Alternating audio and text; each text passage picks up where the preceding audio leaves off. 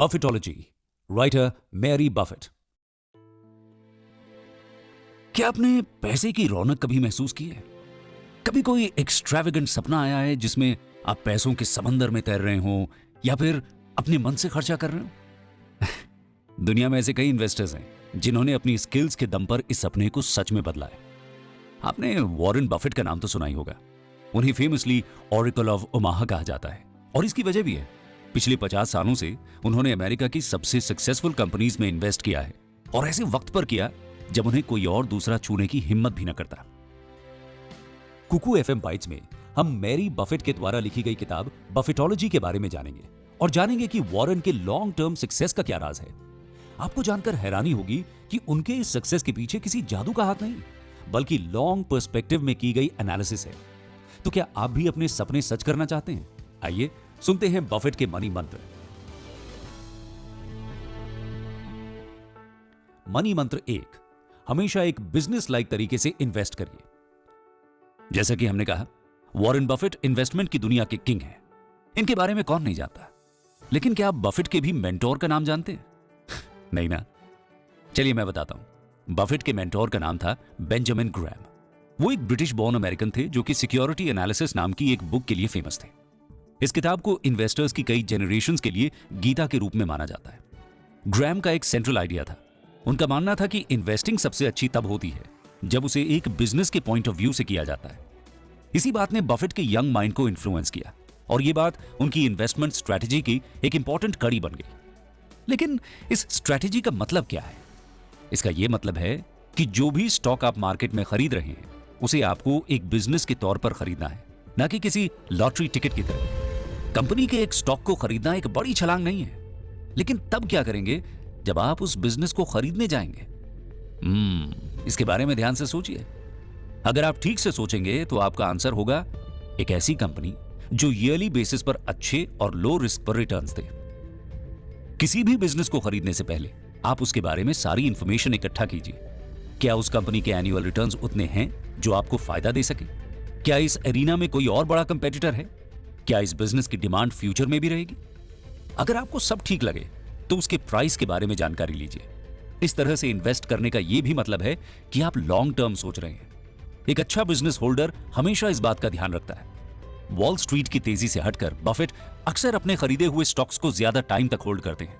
बहुत से लोग सोचते हैं कि अभी जल्दी से बड़े प्रॉफिट के लिए एक स्टॉक बेच लेते हैं, ये सोचे बिना रुककर कि कंपाउंडिंग इंटरेस्ट से और बड़ा प्रॉफिट होगा। इसके ऊपर उन्हें अपने गेन्स पर कैपिटल गेन्स टैक्स भी पे करना पड़ता है, जो उनका इफेक्टिव प्रॉफिट कम कर देता है। वॉरेन बफेट की तरह इन्वेस्ट करने का सीधा मतलब है कि आप लंबे टाइम के लिए अच्छे और प्रिडिक्टेबल स्टॉक्स में इन्वेस्ट करें और अपने लिए प्रॉफिट एक्यूमुलेट करें। मनी मंत्र 2, कंज्यूमर मोनोपोलीज को अपना दोस्त बनाएं। वॉरेन बफेट की सक्सेस का एक बड़ा राज यह है कि उन्होंने हमेशा ऐसी कंपनीज को ढूंढा जिनका बिजनेस लॉन्ग टर्म में सक्सेसफुल रहा है, जैसे कि कोका कोला और बैंक ऑफ अमेरिका, और इनके साथ बने रहकर उन्हें काफी फायदा भी हुआ है। बहुत से लोग इन्वेस्टिंग को गैम्बलिंग की तरह देखते हैं, लेकिन बफेट के सक्सेस में लक का एलिमेंट बहुत कम है। उन्होंने हमेशा ऐसी कंपनीज को उठाया है जिनके पास एक चीज रही है और वो है कंज्यूमर मोनोपोली। अब आप पूछेंगे ये क्या है? अच्छा चलिए एक एग्जाम्पल से समझते हैं। एक टोल ब्रिज को कंसिडर करिए। अब आप किसी रास्ते पर जा रहे हैं और आपको एक नदी क्रॉस करनी है और उसे क्रॉस करने का केवल एक ही तरीका है, आपको उस ब्रिज पर चलना होगा और आगे बढ़ना होगा। अब प्रैक्टिकल सेंस में कोई भी नदी को क्रॉस करने के लिए बोट या स्विमिंग का इस्तेमाल नहीं करेगा, इसलिए ब्रिज को क्रॉस करना आपके लिए कंपलसरी बन जाता है। अब इस ब्रिज पर लोगों ने टोल कलेक्ट करना शुरू कर दिया, तो इसे कहा जाएगा कि इन लोगों के पास नदी को क्रॉस करने की मोनोपोली है। जब तक उस नदी के पास कोई और टोल ब्रिज नहीं आ जाएगा, तब तक इस ब्रिज पर ही सबसे ज्यादा बिजनेस होगा। ऐसा ही कुछ कंपनीज के साथ भी होता है। अब इस चीज का पता कैसे लगाएं? लॉरेंस ब्लूमबर्ग के हिसाब से लोगों में क्वालिटी होती है जिसे कहते हैं कंज्यूमर गुडविल। ये किसी भी अच्छे और डोमिनेंट प्रोडक्ट के साथ एक अटैचमेंट की तरह है, जो अक्सर कन्वीनियंस, अच्छे एम्प्लॉइज और अच्छी एडवर्टाइजिंग से आती है। किसी भी प्रोडक्ट के संग ये गुडविल जुड़ जाती है, वो मार्केट कैप्चर करने के केपेबल हो जाता है। इनका एक और फायदा भी है, ये कंपनीज आसानी से बिना किसी कंटिन्यूअस इन्वेस्टमेंट या मैन्युफैक्चरिंग प्लांट के अपने प्रोडक्ट्स को डेवलप कर पाती हैं। ये टैक्स अवॉइड करना अच्छे से जानती हैं और बड़े प्रॉफिट्स बनाती हैं। आप मालब्रो या कोका कोला का ही एग्जांपल ले लीजिए। एक बार अपनी फैक्ट्री सेट करने के बाद इन्हें ज्यादा अपडेटिंग की जरूरत नहीं पड़ी है। इससे उलट ऐसी कंपनीज जिन्हें अपने फिजिकल एसेट्स पर लगातार बड़ा इन्वेस्टमेंट करना पड़ता है, जैसे कि जनरल मोटर्स, उनके लिए प्रॉफिट बनाना भी उतना ही मुश्किल बन जाता है। साथ ही साथ एक्सपैंड करने के लिए उन्हें और भी इक्विपमेंट की जरूरत पड़ती है। इससे एक चीज साफ हो जाती है, वो अपने एरिना में एक मोनोपोली क्रिएट नहीं कर पाते। तो इससे हमें क्या सीखना है? आसान है, ऐसी कंपनीज चुनिए जो कंज्यूमर मोनोपोलीज हैं। मनी मंत्र 3, इन्वेस्टमेंट के लिए 3 सबसे अच्छे बिजनेसेस। तो दोस्तों, पिछले मनी मंत्र से हमें पता लगा कि हमें उस कंपनी की तरफ अपना पैसा लगाना चाहिए जो मार्केट में काफी डोमिनेंट हो और उनकी एक मोनोपोली एस्टैब्लिश हो गई हो। इन बिजनेसेस से आप काफी प्रॉफिट बना सकते हैं और आपको ज्यादा खतरा भी नहीं रहेगा। लेकिन अब सवाल आता है कि आखिर किस तरह के बिजनेस इन कंज्यूमर मोनोपोलीज के रेडार के अंदर आते हैं? एक कंपनी में ऐसा क्या होना चाहिए जिससे वो किसी सेक्टर में अपनी मोनोपोली क्रिएट कर सके? इस मंत्र में हम इसी चीज पर बात करेंगे। अगर हम वॉरेन बफेट के पोर्टफोलियो को एनालाइज करेंगे तो हमें ऐसे 3 तरह के बिजनेसेस देखने को मिलेंगे जो हमारी इस नीड को पूरा करते हैं। इनमें सबसे पहले वो बिजनेसेस आते हैं जो ऐसे प्रोडक्ट्स बनाते और बेचते हैं जो कम समय में पूरी तरह से इस्तेमाल हो जाते हैं, यानी ऐसे प्रोडक्ट्स जो जल्दी वॉर्न आउट होते हैं। प्रोडक्ट्स की अच्छी मार्केटिंग की वजह से लोगों के बीच एक ब्रांड परसेप्शन भी बना हुआ होता है। अब इससे क्या होता है? जब किसी कंपनी की अच्छी ब्रांडिंग होती है तो उसको लेने वाले मर्चेंट्स के पास उन्हें स्टोर करने के अलावा कोई ऑप्शन नहीं रहता। अगर वो ऐसा नहीं करेंगे तो उनका बिजनेस भी नहीं चलेगा। यही चीज रिटेलर्स पर भी अप्लाई होती है। अगर कोई एक ही ब्रांड उस तरह की क्वालिटी के प्रोडक्ट्स निकालती है तो उन्हें भी उसी कंपनी से सामान खरीदना पड़ता है और खरीदने का रेट अक्सर मैन्युफैक्चरिंग कंपनी ही सेट करती है। समझ रहे हैं ना दोस्तों? इस तरह के बिजनेस के लिए कोका कोला एक अच्छा एग्जाम्पल है।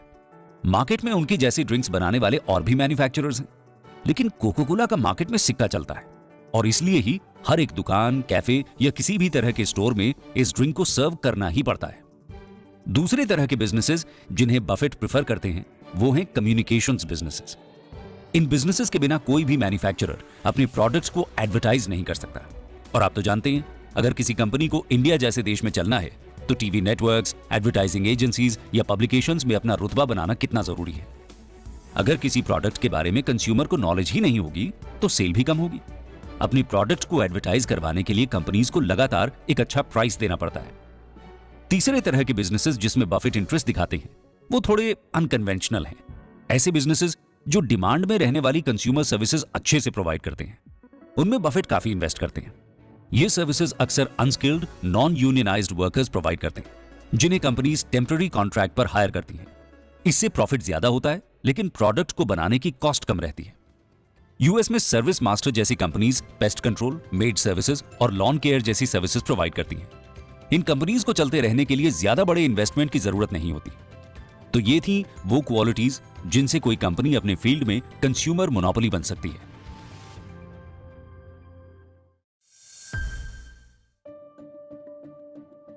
मनी मंत्र 4, कंपनी के प्रॉफिट को अपने इन्वेस्टमेंट का पार्ट ही समझें। दोस्तों, ये सेगमेंट थोड़ा टेक्निकल होने वाला है तो उसके लिए तैयार रहिए, लेकिन चिंता की बात नहीं है, हम आपके लिए सब आसान कर देंगे। क्या आप जानते हैं कि इन्वेस्टर्स किसी स्टॉक को किस तरह से जज करते हैं? प्रॉफिट के हिसाब से देखा जाए तो हर इन्वेस्टर किसी शेयर से मिलने वाली अर्निंग्स को देखता है, लेकिन यह हिसाब कैसे निकाला जा सकता है? यह काफी सिंपल है।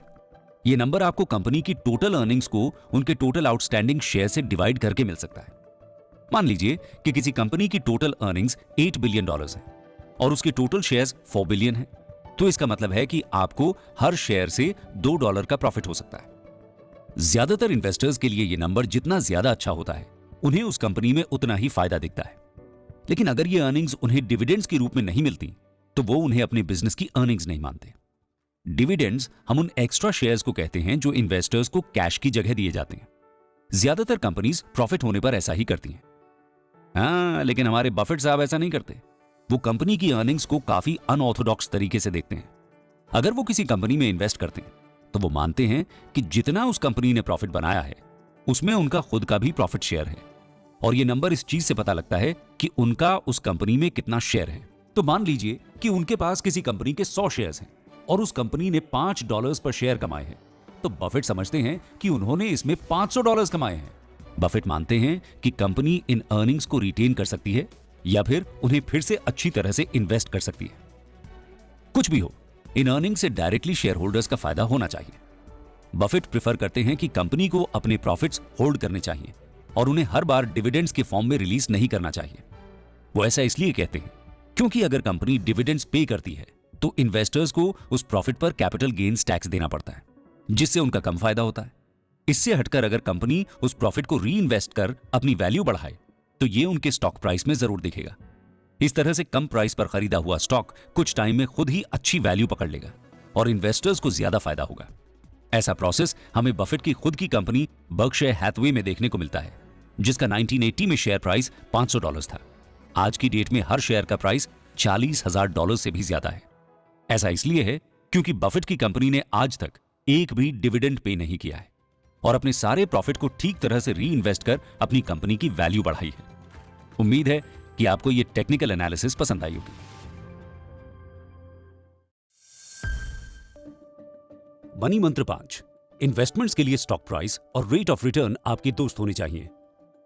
वॉरेन बफेट की माने तो जो प्राइस आप किसी स्टॉक के लिए देते हैं वो काफी क्रिटिकल है। ये काफी सीधी चीज है, लेकिन बहुत से इन्वेस्टर्स इस चीज को आसानी से भूल जाते हैं और ओवर प्राइस्ड स्टॉक्स खरीद लेते हैं। अच्छे प्रॉफिट के लिए आपको सही स्टॉक सही कीमत पर लेना चाहिए। ऐसा इसलिए है क्योंकि इससे आपका रेट ऑफ रिटर्न यानी प्रॉफिट का रेट भी तय होता है। एग्जाम्पल के लिए, अगर आप किसी स्टॉक के लिए $100 पे करते हैं और आपको हर शेयर से $20 मिलते हैं तो आपका रेट ऑफ रिटर्न 20% है। लेकिन अगर आप इसी स्टॉक के लिए $200 पे करेंगे और आपको रिटर्न उतना ही मिलेगा तो आपका प्रॉफिट मार्जिन कम हो जाता है। इसका मतलब है कि जितना ज्यादा स्टॉक का प्राइस होगा उतना कम रेट ऑफ रिटर्न होगा और जितना कम स्टॉक प्राइस होगा उतना ज्यादा रेट ऑफ रिटर्न होगा। तो अब हम ये समझ गए हैं कि हर स्टॉक को सही समय पर सही रेट पर खरीदना चाहिए। लेकिन ये रेट पता लगाने के लिए आपको कंपनी की फ्यूचर अर्निंग्स को प्रिडिक्ट करना पड़ेगा। बफेट की खुद की जर्नी का एग्जाम्पल ले लेते हैं। 1979 में उन्होंने जनरल फूड्स नाम की एक कंपनी में शेयर्स खरीदना शुरू किया था। उन्होंने टोटल 4 मिलियन शेयर्स खरीदे थे और हर शेयर का एवरेज प्राइस $37 था। कंपनी की रीसेंट हिस्ट्री को देखते हुए बफेट उस कंपनी की पर शेयर की अर्निंग्स पर नजर बनाए हुए थे, जो कि हर साल 9% रिटर्न्स दे रहा था। इसका मतलब है कि हर शेयर उन्हें उस वक्त $5 का रिटर्न दे रहा था। तो आने वाले सालों में अगर कोई डिजास्टर ना हो तो यही प्रॉफिट हर शेयर के अगेंस्ट $6 हो जाता और ये टाइम के साथ बढ़ता ही। अब जब उन्होंने हर स्टॉक के लिए $37 दिए थे तो उसका मतलब है कि उन्हें हर शेयर पर 14% का रिटर्न मिल रहा था। और दोस्तों, ये तो बफेट की कंजर्वेटिव प्रेडिक्शन थी। असल में कंपनी ने $6 का रिटर्न दिया और उनका प्रॉफिट मार्जिन 15% से ज्यादा था। लेकिन यहां समझने वाली बात है कि बफेट की कैलकुलेशंस ने उन्हें एक अच्छा आइडिया दिया था कि यह कंपनी आने वाले टाइम में कितना प्रॉफिट दे सकती है। तो अगर आप सच में सीरियस इन्वेस्टमेंट करना चाहते हैं तो आपको इन फैक्टर्स को भी ध्यान में रखना होगा।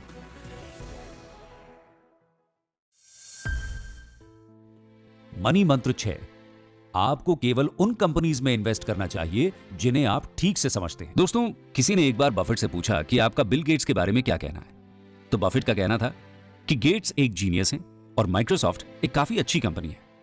तो अपने सवाल को आगे ले जाते हुए उस इंसान ने बफेट से यह भी पूछा, क्या आप माइक्रोसॉफ्ट में इन्वेस्ट करेंगे? इस पर बफेट का जवाब काफी इंटरेस्टिंग था। उन्होंने कहा कि माइक्रोसॉफ्ट एक अच्छी कंपनी है, लेकिन कंप्यूटर सॉफ्टवेयर उनका एरिना नहीं है, इसलिए वो इसमें इन्वेस्ट नहीं करेंगे। वो इसे अपने सर्कल ऑफ कॉम्पिटेंस के बाहर की चीज मानते हैं। तो देखा आपने, ये एक काफी इंपॉर्टेंट ऑब्जर्वेशन है।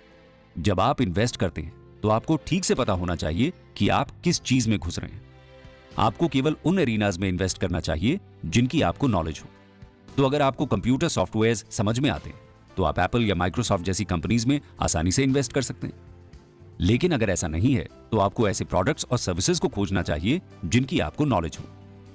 एग्जाम्पल के लिए, आप इस चीज को नोट कीजिए कि आप सुपरमार्केट से क्या खरीदते हैं। ऐसी कौन सी चीजें हैं जिनके पास आपने सबसे ज्यादा समय बिताया और आप उन्हें किस तरह से समझते हैं। बफेट की ज्यादातर इन्वेस्टमेंट्स सिंपल प्रोडक्ट्स बनाने वाली कंपनीज में रही है, जैसे जिलेट और क्राफ्ट फूड्स। एक बार जब आप किसी कंपनी को समझने लग जाएं, तो टाइम आता है डिटेल्ड रिसर्च का।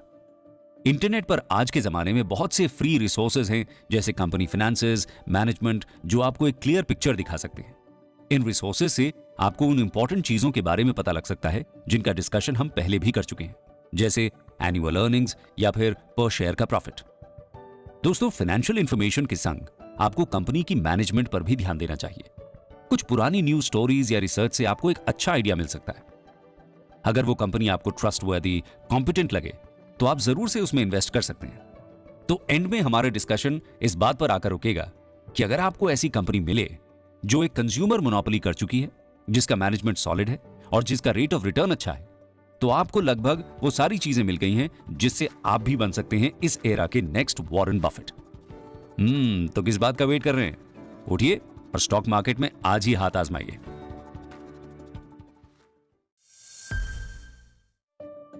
हमने पिछले कुछ सेशंस में बहुत सी चीजें सीखी।